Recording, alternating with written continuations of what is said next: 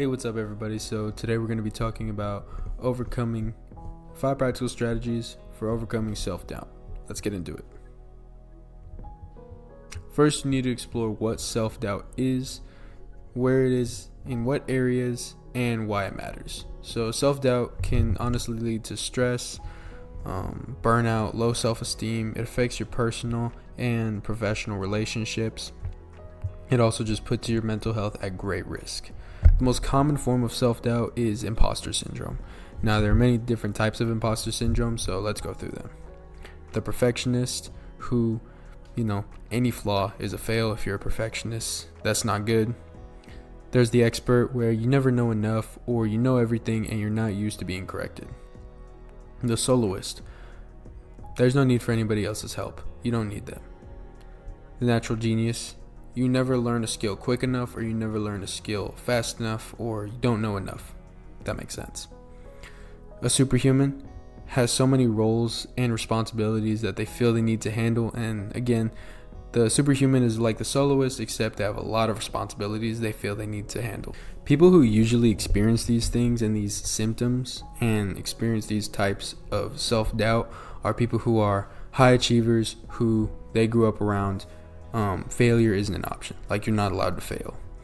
They can't listen to feedback, or it's hard to listen. They don't accept recognition of success. So that's not being humble. That's just being blind to your success. You know what I mean? That doesn't help anybody. And these people also fear success and failure.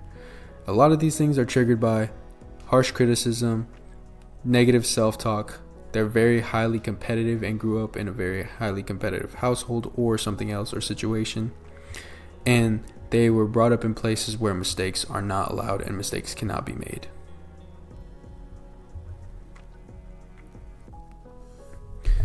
I know personally, I've grown up, I felt that, I know my parents never meant to make me feel this way, but I did feel like I wouldn't be good enough. I did feel like no matter what I did, it wasn't enough. I did feel like I had a lot of responsibilities on myself. I did feel like I put too much on my plate sometimes, and I felt like I had to be perfect at all times. Let me tell you, that's not true. It's impossible, and failure is a great teacher. Okay? I also should tell y'all that I played sports growing up. I was extremely competitive and would get extremely pissed off if I lost a game. Even if it was a close game, I would get so mad. Even if it was 2K, Madden, real life, baseball, whatever. I would get pissed off if I lost it. And that's not a good mindset to have, because whenever you get pissed off and throw a hissy fit, or whenever you get pissed off at failing, you don't really get to learn. You just focus on the failure. You don't get to focus on what you can take away from it or how you can learn from it. You got to take action, guys. Okay? Adapt a growth mindset. Adapt a mindset where you can say, okay, here's what I do wrong. Here's how I want to grow.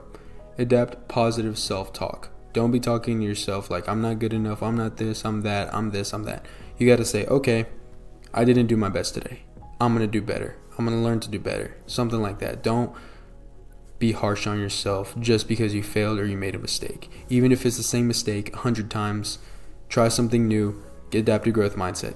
If you feel like it, talk to somebody about this. Talk to somebody trusted. Leave it in the comments if you'd like to. But just know that there's people who care and people who don't want you to go through this alone. Okay? Read books. So reading books helps calm your mind, helps you learn more, and to be honest, it's just the best. The Bible, my favorite book of all time since I'm a Christian, but I'm also reading a psychology book to learn more about the brain and about myself. There's plenty of relatable people in the Bible. Solomon wrote one of the most depressing books ever. Paul felt like he wanted to do good, but he only did bad. There's a lot of relatable characters in the Bible, and people in the Bible who probably understand what you're going through and went through worse of it. Job, he felt like he was doing so good, but then God allowed Satan to wipe everything that he loved from his life. But he still bounced back and he still got better. You see what I'm saying? So read books, read the Bible, talk to somebody, positive self-talk, and adapt your growth mindset.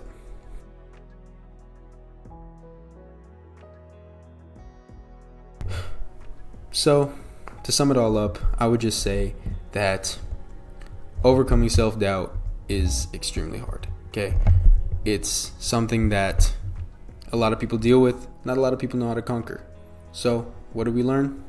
That self-doubt stems from trying to be an overachiever, critiquing yourself extremely harshly, negative self-talk, growing up around very harsh critiques, and growing up in a household or around people who mistakes weren't good. Mistakes were bad. Okay? Fifth thing is that these types of people and self-doubt can also be stemmed from high competitiveness. Now, how do we combat this?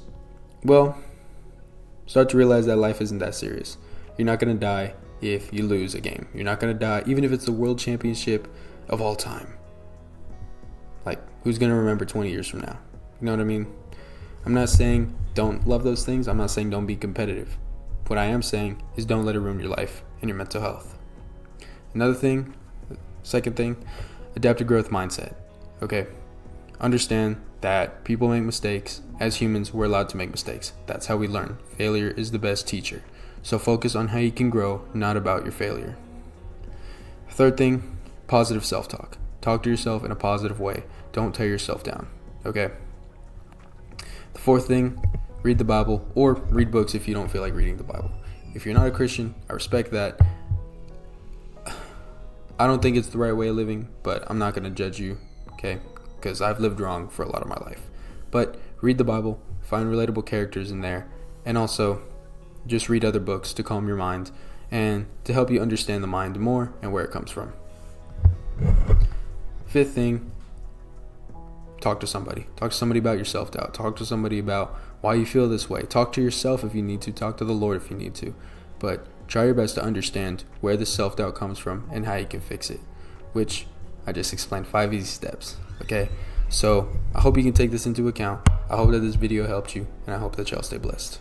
All right. God bless.